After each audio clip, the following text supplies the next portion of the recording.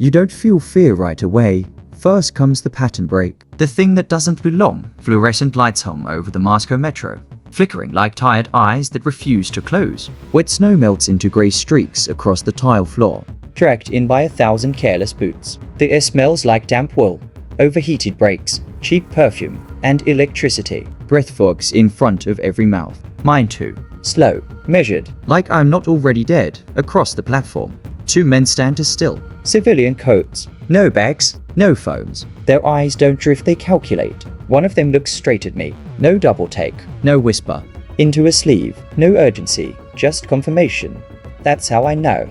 Burned. The defector is dead. The apartment safe house is ash and sirens. My cover identity is smoke. And now the FSB has sealed Moscow like a pressure chamber. Extraction was 36 hours away.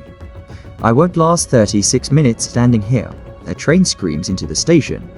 Metal shrieking against metal. Wind blasts through the platform, carrying the smell of oil and brake dust. The crowd surges forward in that impatient, human wave cities run on. I move with them. Same pace. Same irritation on my face. Not fast. Fast is guilt. Grey man rule number 1. Never be the most interesting thing in the room. I slip my watch off and let it fall between platform and train. A tiny metallic tick and it's gone along with the tracker inside. My phone follows. Screen flashing once before it disappears into the dark like a dying star. Digital ghost. No, it's just skin, bone, and instinct. The wound in my side burns with each step. The bullet grazed me during the safe house exit. Through and through. Manageable if I don't freeze first. Warm blood sticks fabric to skin. Every heartbeat reminds me time is leaking out. Pain is information. Bleeding is time leaving the body. I surface onto the street with the crowd. Moscow hits like a hammer. Minus 20 degrees. The cold doesn't sit on your skin, it invades. Crawls up your sleeves. Turns breath into knives down the throat. Car exhaust hangs low, mixing with the smell of snow and diesel. Sirens wail. Somewhere distant. Not random. Coordinated. The city is tightening. 48 hours to the Finnish border. 800 kilometers. No extraction. No assets. No second chance. I walk with a worker's slouch, shoulders rounded, gaze unfocused. Outside a kiosk, a drunk man in a construction jacket laughs at nothing. I hand him my wood coat. He hands me the jacket without question. It smells like machine grease and old sweat. Perfect. Grey man rule too. Blend with the background story. Construction worker. Underpaid. Invisible. I pass through a morning market as dawn crawls over the skyline. Vendors stomp their feet, breath steaming. Fried dough hisses in oil. Coffee burns in metal pots. My stomach twists, but hunger is a luxury. I smell burnt oil before I see the patrol car idling nearby. My pulse tries to spike. I shove it back down. Prey runs. Prey gets chased. I keep walking. By nightfall. The wound stiffens. Each breath scrapes. I slip into an old apartment block. Pick the lock of an empty unit. Inside smells like dust and cabbage. Wallpaper peels like shedding skin. I clean the wound with vodka from the kitchen. The burn is blinding, white and endless. I bite a dish towel and make no sound. Tears slide down and freeze before they fall. I think of home when pain peaks.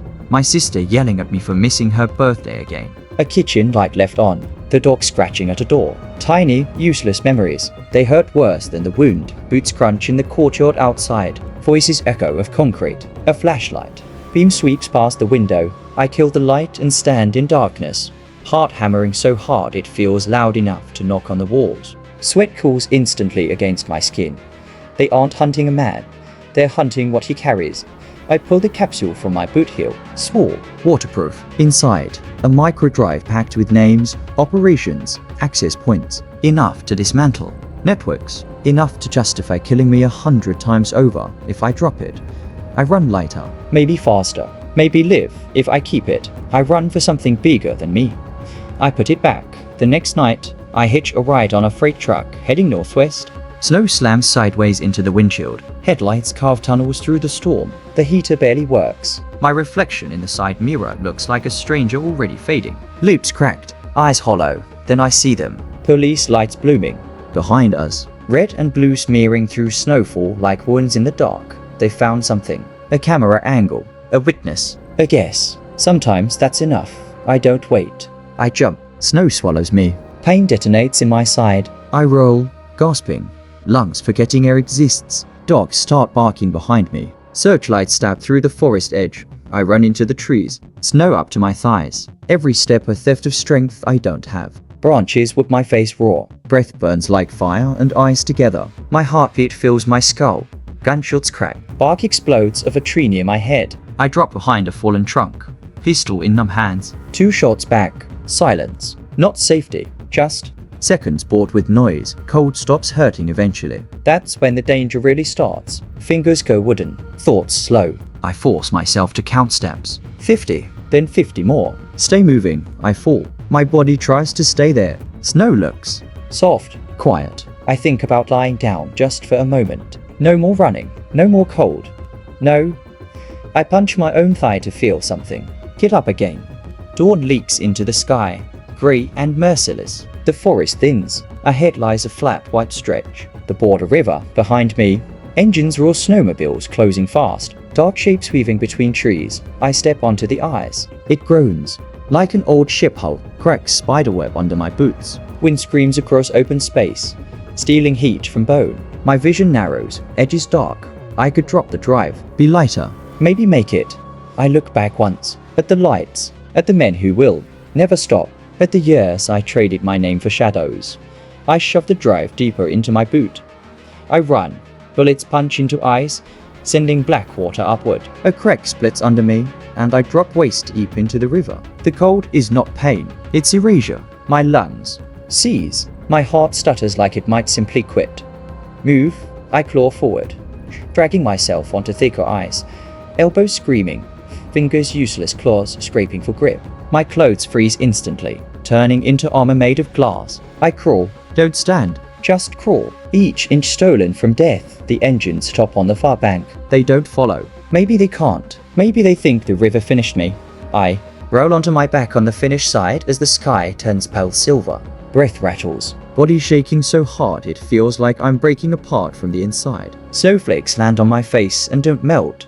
Alive, not safe, not clean, not the same man who stepped into that metro station. Just alive.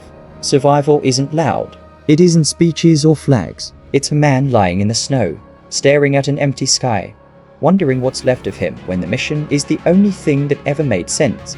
The ghost of Moscow doesn't feel like a ghost. He feels like a body that refused to stop moving, and the cold never really leaves.